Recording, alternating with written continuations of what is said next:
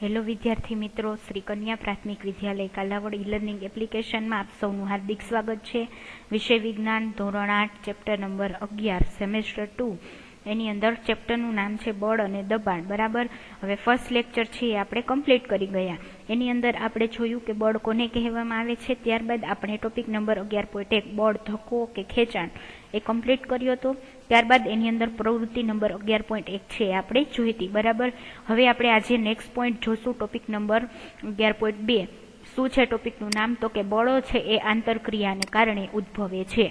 હવે આપણે જોયું તો બળ કોને કહેવામાં આવે છે। બરાબર, તો કે કોઈ પણ પદાર્થ કે વસ્તુને શું કરવું, તો કે ધક્કો મારવો કે ખેંચવો, એને શું કહેવામાં આવે છે? તો કે બળ છે એ કહેવામાં આવે છે। હવે બળ વિશે આપણે વધારે છે માહિતી મેળવીએ તો આપણો નેક્સ્ટ પોઈન્ટ છે કે બળ છે એ આંતરક્રિયાને કારણે ઉદ્ભવે છે। આંતરક્રિયા છે કોઈ પણ એક વસ્તુ દ્વારા છે શક્ય થતી નથી। આંતરક્રિયા એટલે કે કોઈ પણ બે પદાર્થ દ્વારા થતી ક્રિયા। બરાબર, કોઈ પણ બે વસ્તુ અથવા તો પદાર્થ વચ્ચે જે પ્રક્રિયા થાય એને આંતરક્રિયા કહેવામાં આવે છે, જે તમને આ પોઈન્ટની અંદર અલગ અલગ ઉદાહરણો દ્વારા સમજાવવામાં આવેલી છે।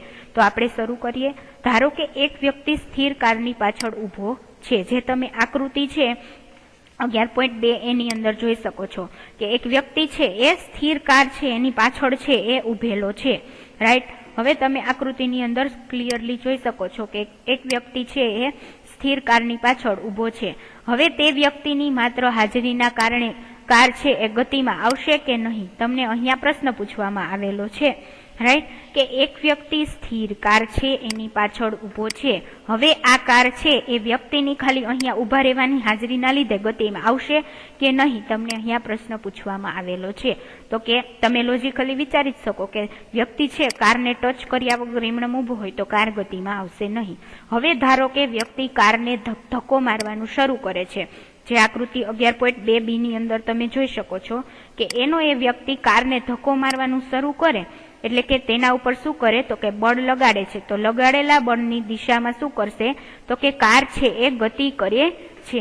હવે આકૃતિ 11.2 ની અંદર તમે જોઈ શકો છો કે એનો એ જ વ્યક્તિ છે એ કારને પાછળથી શું કરે છે, તો કે ધક્કો મારે છે। બરાબર, હવે એ જેવો કારને ધક્કો મારશે પરિણામે શું થશે, આકૃતિમાં તમે ક્લિયરલી જોઈ શકો છો વ્યક્તિ કારને ધક્કો મારે છે, જેના પરિણામે કાર ઉપર શું લાગે છે, તો કે વ્યક્તિ દ્વારા બળ લગાડવામાં આવે છે। બરાબર, એટલા માટે કાર છે એ ગતિમાં આવે છે। હવે નોંધો કે કારને ગતિમાં લાવવા માટે વ્યક્તિએ શું કરવું પડે છે, તો કે કારને ધક્કો મારવો પડે છે। રાઈટ, તો આ પોઈન્ટ ક્લિયર થઈ ગયો કે કોઈ પણ વસ્તુ છે એ સ્થિર હોય એક જગ્યાએ, એને આપણે ખસેડવી હોય તો એની ઉપર શું કરીએ, તો કે ધક્કો મારી અથવા તો ખેંચીએ, એને જ શું કહેવાય, તો કે બળ કહેવામાં આવે છે। અને બળ છે એ બે પદાર્થ વચ્ચેની આંતરક્રિયાના કારણે જ ઉદ્ભવે છે। હવે તમે છે આકૃતિ 11.3 ની અંદર જોઈ શકો છો કે કોણ કોને ધક્કો મારે છે। હવે આકૃતિ 11.3 ની અંદર તમે બે છોકરીઓ છે તમને બતાવવામાં આવેલી છે, એ એકબીજા સામે શું કરે છે, બળ લગાડે છે અને એકબીજાને શું કરે છે, તો કે ધક્કો મારે છે। હવે તમે પરિચિત હો તેવી ત્રણ પરિસ્થિતિઓ આકૃતિ 11.3 માં દર્શાવેલી છે।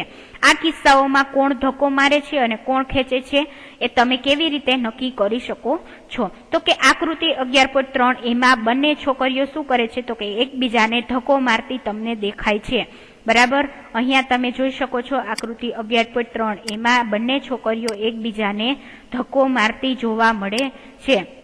ત્યારબાદ નેક્સ્ટ પોઈન્ટ જોઈએ તો કે જ્યારે આકૃતિ 3.2 માં શું કરે છે, તો કે એકબીજીને ખેંચતી તમને આકૃતિની અંદર દેખાય છે કે આકૃતિ 11.3 એની અંદર શું કરે, એકબીજાને ધક્કો મારે, જ્યારે આકૃતિ 11.3 ની અંદર એ બંને શું કરે છે, એકબીજાને ખેંચતી તમને જોવા મળે છે। બરાબર, આ રમત છે તમે રમતા જશો। બરાબર, તેવી જ રીતે આકૃતિ 11.3 માં શું થાય છે, તો કે વ્યક્તિ અને ગાય એકબીજાને ખેંચતા દેખાય છે। તો અહીં દર્શાવેલી બે પરિસ્થિતિઓમાં છોકરીઓ એકબીજા પર બળ લગાડે છે। શું વ્યક્તિ અને ગાય વચ્ચે આ શક્ય છે? શું આ સત્ય છે? તો કે આ ઉદાહરણ પરથી આપણે અનુમાન લગાવી શકીએ છીએ કે બળ લગાવવા માટે ઓછામાં ઓછા બે પદાર્થો વચ્ચે શું થવું જોઈએ, તો કે આંતરક્રિયા છે એ થવી જ જોઈએ।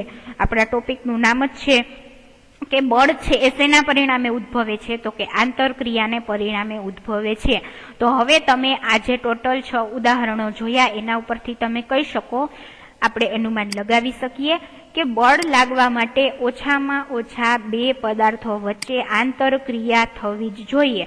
તેના પરિણામે શું થાય તો કે બળ ઉદ્ભવે છે. આમ એક પદાર્થની બીજા પદાર્થ સાથે થતી આંતરક્રિયા તેમાં પરિણમે તો કે બળમાં પરિણમે છે. બરાબર, આ પોઈન્ટ ક્લિયર થઈ ગયો. હવે આપણે નેક્સ્ટ પોઈન્ટ જોઈએ 11.3 તો કે બળની શરૂઆત. બળની શરૂઆત છે કેવી રીતે થઈ, તો ચાલો આપણે બળ વિશે વધારે શીખવાનો પ્રયત્ન કરીએ. એની અંદર શું કરવાનું, તમારે એક પ્રવૃત્તિ કરવાની છે. પ્રવૃત્તિ આપણે સૌ પ્રથમ જોઈ લઈએ તો કે ટેબલ કે બોક્સ જેવી ભારે વસ્તુને તમારે પસંદ કરવાની છે, જેને તમે વધારે ધક્કો મારીને જ ગતિમાં લાવી શકો. ટેબલ અથવા તો કોઈ બોક્સ છે જે ભારે અથવા તો વજનદાર હોય એને લેવાનું અને એને તમે ધક્કો મારી શકો અને ગતિમાં લઈ આવી શકો, એવું એ હોવું જોઈએ. હવે તેને તમે એકલા ધક્કો મારવાનો પ્રયત્ન કરો. શું તમે તેને ખસેડી શકો છો? હવે તમારા મિત્રોમાંથી કોઈ એકને તેને તે જ દિશામાં ધક્કો મારવા માટે મદદ કરવાનું કહો, જે તમે આકૃતિ 11.4 એની અંદર જોઈ શકો છો. શું હવે તે સહેલાઈથી ખસે છે? તમે સમજાવી શકો શા માટે આવું થયું. હવે તે જ વસ્તુને ધક્કો મારો, પણ તમારા મિત્રને વિરુદ્ધ બાજુથી ધક્કું મારવાનું કહો. આકૃતિ 11.4b ની અંદર શું વસ્તુ ખસે છે? જો હા તો કઈ દિશામાં ખસે છે તે નોંધો. શું તમે અંદાજ લગાવી શકો કે તમારા બેમાંથી કોણ છે એ વધારે બળ લગાડે છે? બરાબર, હવે આપણે આકૃતિ સમજી લઈએ. હવે તમને એમાં કીધું છે કે આકૃતિ 11.4 ની અંદર તમારે શું કરવાનું, સૌ પ્રથમ એક બોક્સ છે તમને બતાવવામાં આવેલું છે જે વજનદાર છે. બરાબર, હવે તમારે શું કરવાનું તો કે તમારે સૌ પ્રથમ છે એને એકલાએ તમારે એને ધક્કો મારવાનો છે અને નોંધવાનું કે તમે એને ખસેડી શકો છો. ત્યારબાદ તમારે બીજું એક કન્ડિશન મૂકવાની છે કે તમારે કોઈ એક તમારા મિત્રની મદદથી તમારે અને તમારા મિત્રએ બંનેએ એક જ સાઈડથી સરખી બાજુએથી છે એ બોક્સને ધક્કો મારવાનો છે. તો શું એ બોક્સ છે આગળની દિશામાં ગતિ કરશે? તો કે હા. શા માટે? કારણ કે એક વ્યક્તિ કરતા બે વ્યક્તિ દ્વારા લગાડવામાં આવતું બળ કેવું હોય તો કે વધી જાય, જેના પરિણામે શું થાય તો કે બોક્સ છે એ આગળની દિશામાં શું કરશે તો કે ગતિ કરશે. હવે બીજી એક કન્ડિશન તમને કહેવામાં આવેલી છે કે તમારે શું કરવાનું તો કે એનું એ જ બોક્સ રાખવાનું અને તમારા મિત્રએ બંનેએ શું કરવાનું તો કે સામેની બાજુએથી છે સામેની બાજુએથી એ બોક્સને છે એ ધક્કો મારવાનો છે. તમે આકૃતિ 11.4b ની અંદર જોઈ શકો છો. આ એક બોક્સ છે. હવે તમે અને તમારા મિત્રએ સામેની એટલે કે વિરુદ્ધ બાજુએથી એ બોક્સ ઉપર શું કરવાનું તો કે બળ લગાડવાનું. એના પરિણામે શું થશે તો કે બોક્સ છે ખસશે કે નહીં. બરાબર, હવે આપણે જોઈએ તો કે આ પ્રવૃત્તિ કરવાથી શું થશે તો કે જે વ્યક્તિ છે એ વધારે બળ લગાડશે. બરાબર, તમે વધારે બળ લગાડશો અથવા તો તમારો ફ્રેન્ડ છે એ વધારે બળ લગાડશે. તમે બંને જે બળ લગાડશો એમાંથી જે વ્યક્તિનું બળ વધારે હશે એ બાજુ શું થશે તો કે બોક્સ છે એ ખસશે અને પરિણામે શું થશે તો કે એ વ્યક્તિ છે જે બાજુ બોક્સને ધક્કો મારશે એ બાજુનું પરિણામી બળ કેવું થશે તો કે વધી જશે. રાઈટ, તો આ પ્રવૃત્તિ છે એ ક્લિયર થઈ ગઈ. તો તમે ક્યારે દોરડા ખેંચની રમત જોઈ છે? બરાબર, હવે આપણે આ પ્રવૃત્તિ કરી તો એના ઉપરથી આપણને ખ્યાલ આવી ગયો કે બળ છે એ આંતરક્રિયાને કારણે ઉદ્ભવે છે અને જે બાજુથી આપણે વધારે બળ લગાડીએ એ બાજુ એ વસ્તુ કે પદાર્થ છે એ ગતિ કરે છે. બરાબર, આ પોઈન્ટ ક્લિયર થઈ ગયો. હવે આપણે નેક્સ્ટ જોઈએ તો કે તમે ક્યારે દોરડા ખેંચની રમત જોઈ છે?